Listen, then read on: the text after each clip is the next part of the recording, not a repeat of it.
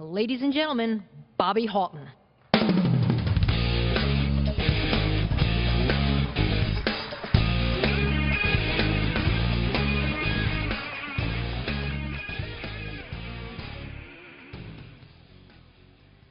Thank you for joining with us this morning. We've got a very important morning with the Lifetime Achievement Award and the Instructor of the Year. And also with Pete Van Dorf is going to give an incredible presentation. I had a chance to watch Pete rehearse, and I know you're in for a fantastic day.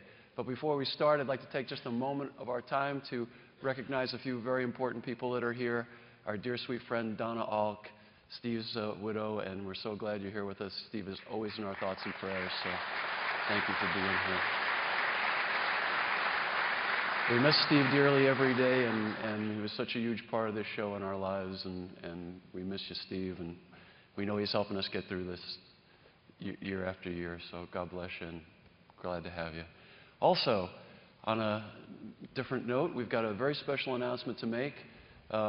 We've got growth in the fire engineering family. We're always doing new things, and fire engineering is always looking for the very best possible ways to make the material that we deliver more meaningful, more relevant, and more connected to the fire service. And with that, we're very happy to announce the two, if they would stand up, Lieutenant Ray McCormick and Battalion Chief Eric Roden. Could you stand for a moment? These are the editors and owners and publishers and creators of Urban Firefighter magazine, which is now combined with fire engineering. We'll be doing a monthly column. They'll be the new editors. They're also the new advisory board staff. And Eric and Ray will be crafting fire engineering and FDIC from now into the future. So Urban Firefighter and fire engineering are now one, with the addition of the probably two most cutting-edge minds in the fire service today. And we're very thankful that you guys have acquiesced and decided to join the family.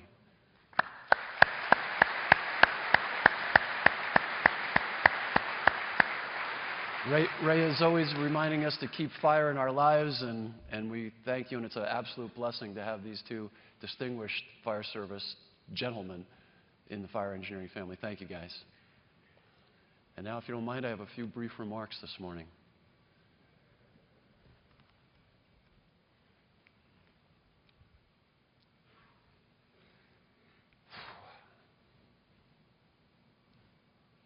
I'm proud to be a firefighter. There's no higher aspiration, there's no greater ambition than to serve one's fellow citizens as a firefighter. As a firefighter, we accept certain unspoken understandings between us and our communities and between one another. Because of these understandings, what we do and how we behave matters. And so there's a great deal of discussion today in our magazines, online, and even here at FDIC, about our behavior, both on and off the job. With the proliferation of the internet, cameras everywhere, and an increasing interest in our profession and its occasional contradiction to those unspoken understandings, we are coming under increasing scrutiny. Many of us are worried today that the public can easily get the wrong impression when something happens which reflects poorly on our profession. Now, we can prevent a lot of this worry, and we can stop a lot of this behavior if we periodically just step back and rededicate ourselves to the mission. It's always good to recommit, to pledge one's honor, to affirm that we are dedicated to a more noble cause. It's what sets us apart and gives us a sense of purpose and belonging. Yet the act of dedicating oneself to a higher purpose has fallen out of favor. Even the simple act of praying publicly is prohibited in some places now, and it's ridiculed in most, to say nothing of swearing your fidelity and honor. You know, Vince Lombardi once said, "A man can be as great as he wants to be if you believe in yourself and you have the courage, the determination, the dedication, and the competitive drive. And if you are willing to sacrifice the little things in life and pay the price for the things that are worthwhile, it can be done."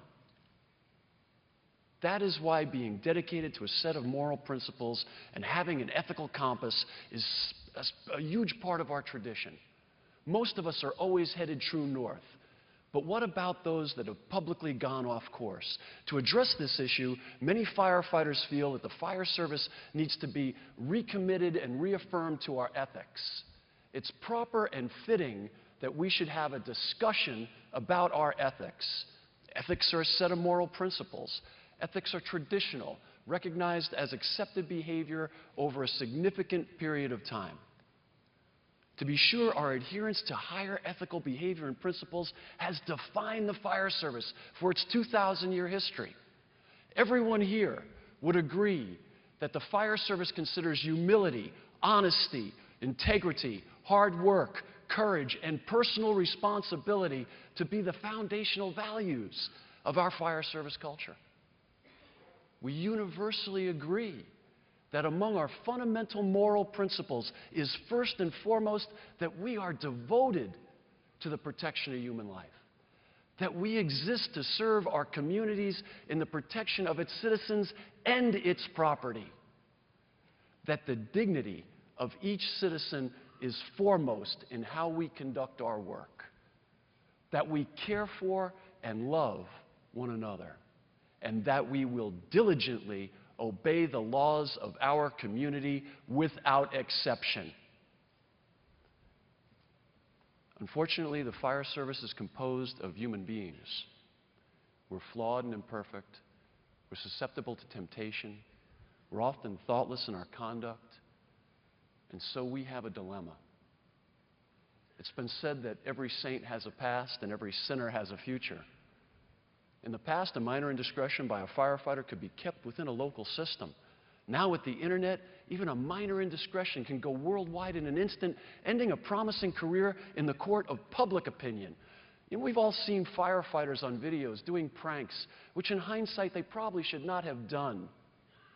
On the issues of firefighters behaving badly, we can all list dozens of stupid things, irresponsible behaviors which have involved firefighters, most of which were harmless and goofy, and resulted in no lasting damage to our reputations. On the other hand, clear violations of our moral principles, ethical violations, such as firefighters stealing, are a complete other issue. We are trusted implicitly by the citizens we serve. Any blemish on this trust, like stealing money, is a major hit to our hard-earned reputations and one that we cannot afford or tolerate. The public will not tolerate us stealing, and neither should we. The fire service is dependent on the trust of the community in order to do our jobs correctly and efficiently. People must trust us to do the right thing, regardless of temptation or opportunity. This is why understanding our ethics and being committed to them and living them is so critical. Unethical behavior that gets reported on the news, such as firefighters paying others to work for them, that's fraud and tax evasion. Claiming physical disability, then winning bodybuilding contests, or working physically demanding jobs under the table, that's illegal and unethical. The problem is the nightly news has it. People see us. Now every firefighter is a thief, a scam artist, or a fraud. Our trust is squandered. The faith that the community had in it, that fundamental element, that bond with the citizen, that previously unquestioned trust, is lost. In an attempt to provide education and guidance on the issue of ethics, some fire service leaders published a fire service ethics statement. It's several pages long, and it lists a multitude of behaviors which are identified by the authors as unethical. It is an extremely noble and worthwhile endeavor, and one which we should all vigorously support. But we should also have a way to provide ourselves with a more simplistic and less elaborate reminder of our basic ethical commitments, an oath, a code of honor for the fire service. And along with that code, we should have a more formal covenant, a creed, a profession of our beliefs.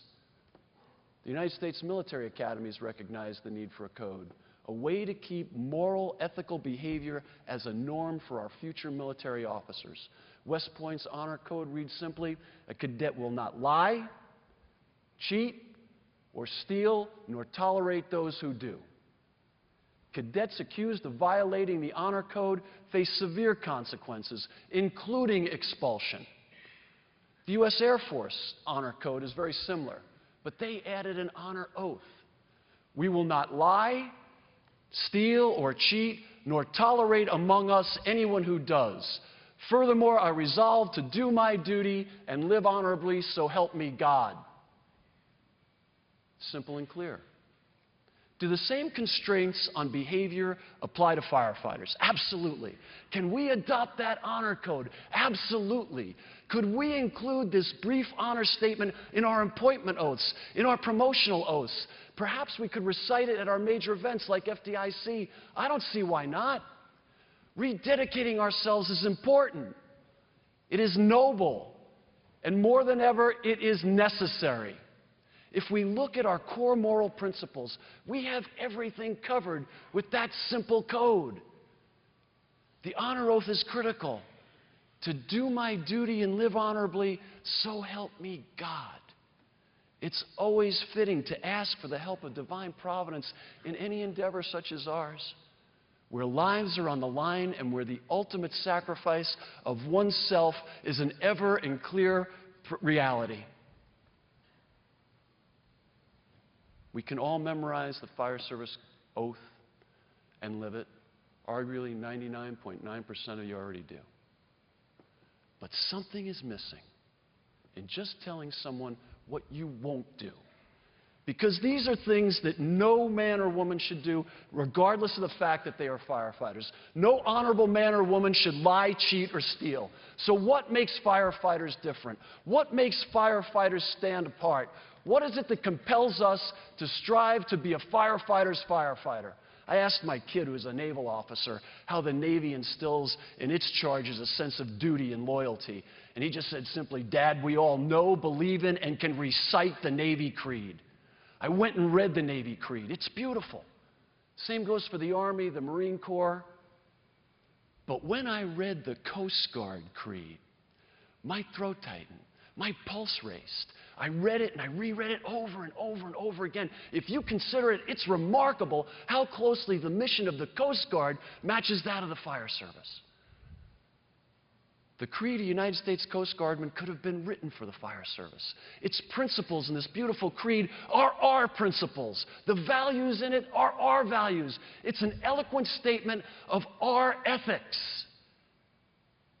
The United States Coast Guardman was written by Vice Admiral Harry Hamlet. His words were inspired and his vision was clear.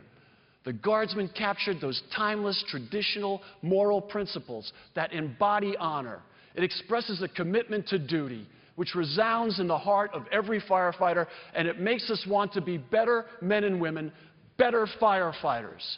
I wrote to the Commandant of the Coast Guard. I asked to be allowed to share with you, very respectfully, adopted from the United States Coast Guardmen, the Firefighter's Creed.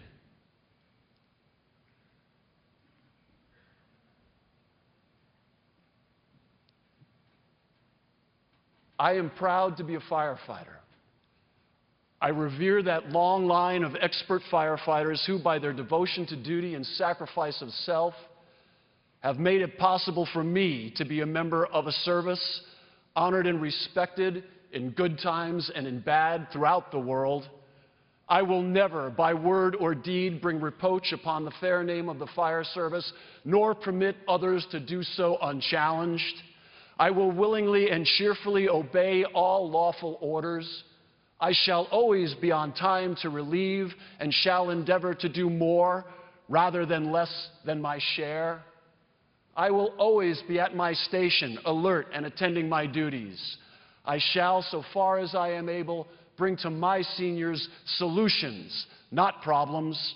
I shall live joyously, but always with due regard to the rights and privileges of others. I shall endeavor to be a model citizen in the community in which I live.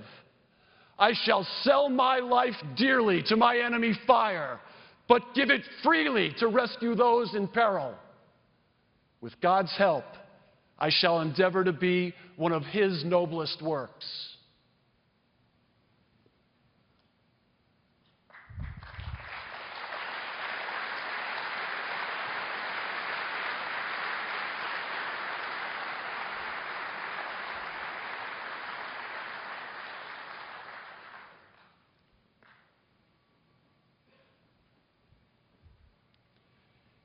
In reciting this creed, we recognize that long line of firefighters who so selflessly came before us, and from whose sacrifice we learn that the mission comes first. In reciting this creed, we affirm that although we are individuals and have responsibilities and commitments, but we respond in teams, and that we are most proud of our work when the mission is accomplished and everyone on that team comes home safely. In reciting this creed, we acknowledge that although we carry a burden of a virtuous honor, which humbles us and buckles our knees under its weight, for to blemish it, to tarnish its luster, is something that we can never permit ourselves, nor any other to dare. In reciting this creed, we commit ourselves to principles, our core moral principles of hard work and individual responsibility.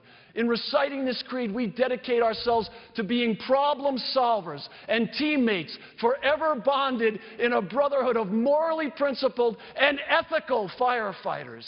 In reciting this creed, we acknowledge that we will celebrate life with a reckless abandon, as only those who live every day with that constant reminder of the fragility of this existence can. But always mindful of others, always respectful of those around us. And finally, if you choose to recite this creed, and freely you must choose, for to do so is something no one can force you to dedicate yourself to such a noble and selfless cause. In reciting this creed, you pledge to be a role model to other citizens, willing to be held to a higher standard, willing to suffer the consequences of higher expectations in everything that you do. When you recite this creed, you dedicate yourself, your life, your energy, and your eternal passions, even to the point of risking your last full measure so that others might live. All this we pledge before God and one another. We ask for this burden to be placed on our backs, this yoke around our necks, and we do it joyfully and we do it willingly. All of you are living this creed. You're defending this honor every day. I am honored to be part of this brotherhood, this family, to stand with men and women who are willing to recite this creed and pledge their lives, their honor, to God, the mission, and one another. I am proud to be a firefighter. Thank you and God bless.